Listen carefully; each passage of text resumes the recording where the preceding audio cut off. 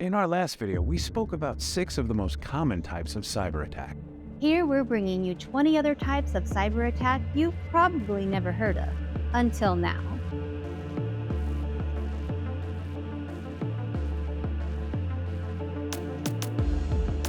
Ransomware-as-a-Service. This is a type of attack where an attacker rents out ransomware to other cyber criminals, making it easier for them to launch attacks on their targets. Yeah, you heard that right.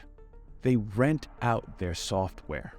This business model has become increasingly popular in recent years, as it lowers the barrier to entry for cyber criminals who want to engage in ransomware attacks but lack the technical skills or resources to develop their own malware.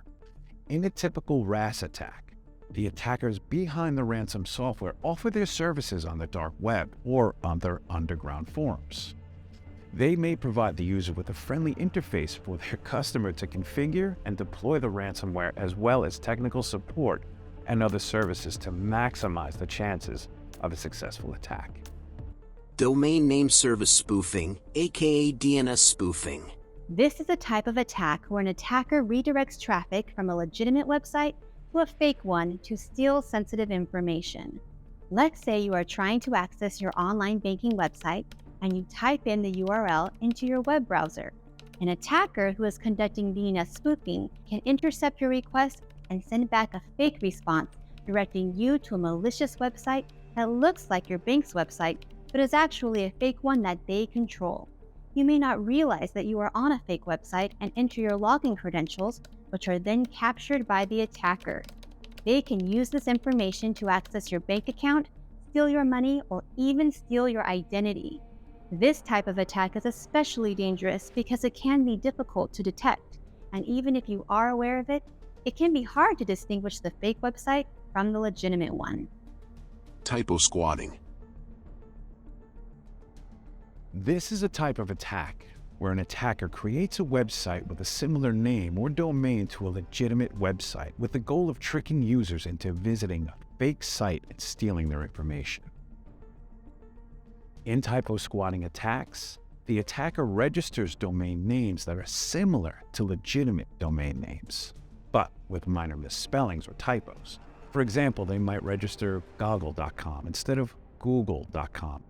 The attacker's goal is to lure users who accidentally mistype a legitimate URL into visiting their fake website instead. Now, this can happen when a user types a URL directly into the address bar, clicking on a link or an email in a social post, or performs a search that leads to a search results page. Once the user lands on the fake website, the attacker can trick them into giving up sensitive information like login credentials, credit card numbers, or other personal data. The main difference between DNS spoofing and typosquatting is that DNS spoofing involves hijacking the DNS system itself to redirect users to a fake website, while typosquatting involves registering fake domain names that closely resemble legitimate ones to trick the users into visiting a fake website. Keylogging.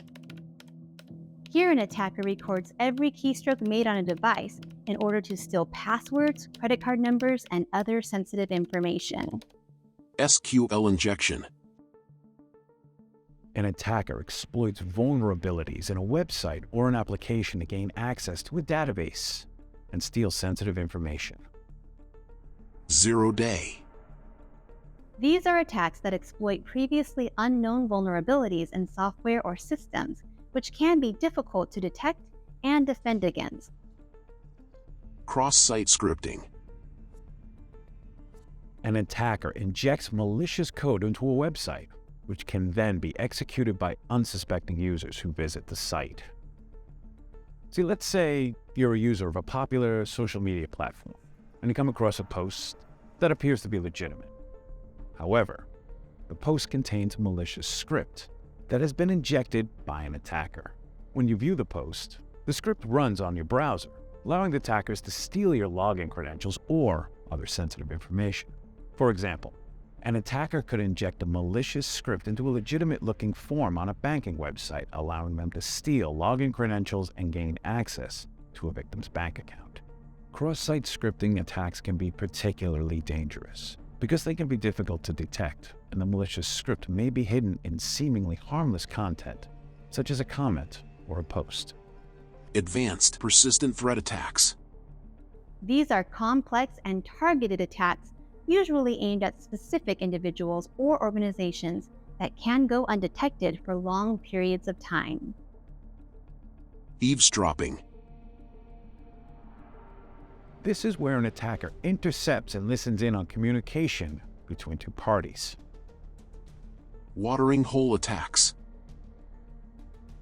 Here, an attacker infects a website that is frequently visited by a targeted group in order to compromise their devices or steal sensitive information. Botnets. These are networks of compromised devices that are controlled by an attacker, which can be used to launch denial-of-service attacks or steal sensitive information. Social media attacks. This is a type of attack where an attacker uses social media to spread malware or steal sensitive information from users. Wi-Fi attacks. There are vulnerabilities in Wi-Fi networks, and when they get exploited, cybercriminals can intercept communication and or steal sensitive information and data. Bait and switch attacks. An attacker entices a user to download or install a seemingly legitimate software, which then installs malware onto their device. Fileless malware. You might open an email that contains a link to a fake login page. When you click on the link and enter your login credentials, the attacker uses a fileless malware attack to inject malicious code directly into your computer's memory. The code can then perform a variety of malicious actions. Because the malware is not stored on your computer's hard drive, it can be difficult to detect using traditional antivirus software. The malware can also be designed to erase itself from memory after it has completed its malicious actions, further reducing the likelihood of detection. Supply chain attacks. The attacker targets a third-party vendor or supplier to gain access to an organization's systems to steal sensitive information. Credential stuffing. An attacker uses stolen login credentials from one website to try and gain access to other websites which may have used the same username and password. Internet of Things attacks. These are attacks that target connected devices, such as smart home devices or industrial control systems, which can be vulnerable to hacking due to weak security measures. Social engineering attacks. Here, an attacker manipulates individuals to gain access to sensitive information, such as passwords or personal information. Cryptojacking. This is a type of attack where an attacker uses a victim's computing resources to mine cryptocurrency without their knowledge or consent. There are more, but we just wanted to give you a flavor of what you're up against. As you know, this video is brought to you by World Insurance Associates, who offers super comprehensive cyber insurance. You can check out the links in the description. Now, talking about cyber insurance, there are many different types you can get. Watch this next video as we discuss those types.